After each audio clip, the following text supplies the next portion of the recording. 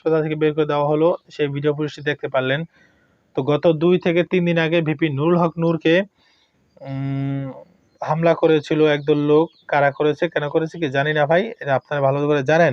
তো কথা হচ্ছে যে এই যে হামলা করার পরে তাকে একটা হাসপাতালে ভর্তি করা হয়েছিল। তো সেই হাসপাতাল থেকে তাকে রিলিজ করে দেওয়া হয়েছে, মানে বের করে দেওয়া হয়েছে, অন্য হাসপাতালে যেতে বলেছে।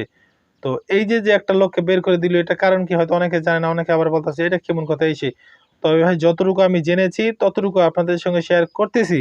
তো সেই ততটুকু হচ্ছে যে মির্জা ফখরুল ইসলাম আলমগীর, বিএনপির নেতা মির্জা ফখরুল ইসলাম আলমগীর, তাকে সবাই চিনে থাকেন। তো সেই মির্জা ফখরুল ইসলাম আলমগীর তিনি নাকি এই ভিপি নুরুল হক নূরকে দেখতে গিয়েছিলেন সেখানে। তো দেখতে যাওয়ার পরে এটা নাকি অনেকের কাছে ভালো লাগে নাই। ভালো না লাগার কারণে তাকে নাকি, অর্থাৎ মানে ভিপি নুরুল হক নূরকে নাকি রিলিজ করে দিয়েছে বা ওই হাসপাতাল থেকে বের করে দিয়েছে, এরকমটা শুনতে পারলাম তাদের মুখ থেকে, যতটুকু জানলাম আরকি, এই এতটুকুই। তবে সত্য কোনটা বাস্তব কোনটা আপনাদের কাছে জানতে চাই। যারা এই বিষয়ে ভালো জানেন, যারা ভালো পারদর্শী, তাদের কাছ থেকে আমি এই বিষয়ে জানতে চাই। আপনারা আমাকে একটু বলে সাহায্য করবেন, কমেন্ট বক্সে লিখে জানাবেন। আমরা একটু দেখতে চাই, আমরা জানতে চাই। তো যাক, অনেক কথা বলে ফেলেছি। কথার মধ্যে ভুল ত্রুটি ক্ষমা দৃষ্টি দেখবেন। আর আরেকটা কথা বলে রাখি, কিছুক্ষণ আগে একটা নিউজ দেখলাম, সম্ভবত বিএনপির নেতাকর্মী হবে, সম্ভবত বাইরে থাকে। তিনি বলতেছে ভিপি নুরুল হক নূরের উপর এই যে গত ২ থেকে ৩ দিন আগে যে হামলা হলো, তো সেই হামলা নিয়ে এই পর্যন্ত নাকি ২৫ বার হামলা হয়েছে। এই যে ২ দিন আগে যে তার উপর হামলা হলো সেটা নিয়ে এই পর্যন্ত নাকি ২৫ বার হামলা হয়েছে। এই পর্যন্ত নাকি একটারও কোনো বিচার হয় নাই। এরকমটাই বলতেছে বিএনপির সেই নেতা।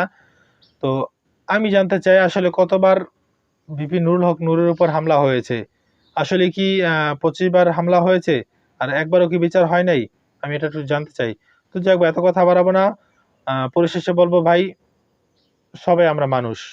এদেশের নাগরিক যেহেতু আমরা, কেউ এদেশে ভাড়াটিয়া আসে নাই। আমরা যেহেতু এদেশের নাগরিক, এদেশে আমরা চাই যে শান্তি শৃঙ্খলা বজায় রাখা হোক। সবাই মিল মহব্বত করে থাকি, ভাইয়ের ভাইয়ের মতো থাকি। কেউ দ্বন্দ্ব ফাসাদ না করি, এখন একটু ক্ষমতা পাইয়া অপব্যবহার না করি। উম এমন কোনো কিছু কাজ করব না যাতে করে আমরা যদি ক্ষমতা থেকে নেমে যাই, যেন আমাদের দেশে থাকাটা দুষ্কর হয়ে যায়, এরকম যেন আমরা কোনো কাজ না করি। তো যেই দলই হোক, বিএনপি হোক, আওয়ামী লীগ হোক, হেফাজত, চরমোনাই, যেই দলই হোক না কেন, এরকম কোনো যেন অপব্যবহার মানে ক্ষমতার যেন অপব্যবহার না করি। ঠিক আছে? এটাই আমরা চাই যে প্রত্যেকটা মানুষ মিল মহব্বত থাকুক। ক্ষমতা থেকে নামলেও যেন আমরা এদেশে ভাইয়ের মতো আবারও একসাথে বসে আড্ডা দিতে পারি, একসাথে গল্প করতে পারি। এরকম যেন একটা পরিস্থিতি থাকে। এটাই আমরা চাই। তো আর কোনো কথা নয়। পরবর্তী ভিডিওর আসার আগ পর্যন্ত ভালো থাকবেন, সুস্থ থাকবেন। আল্লাহ হাফেজ।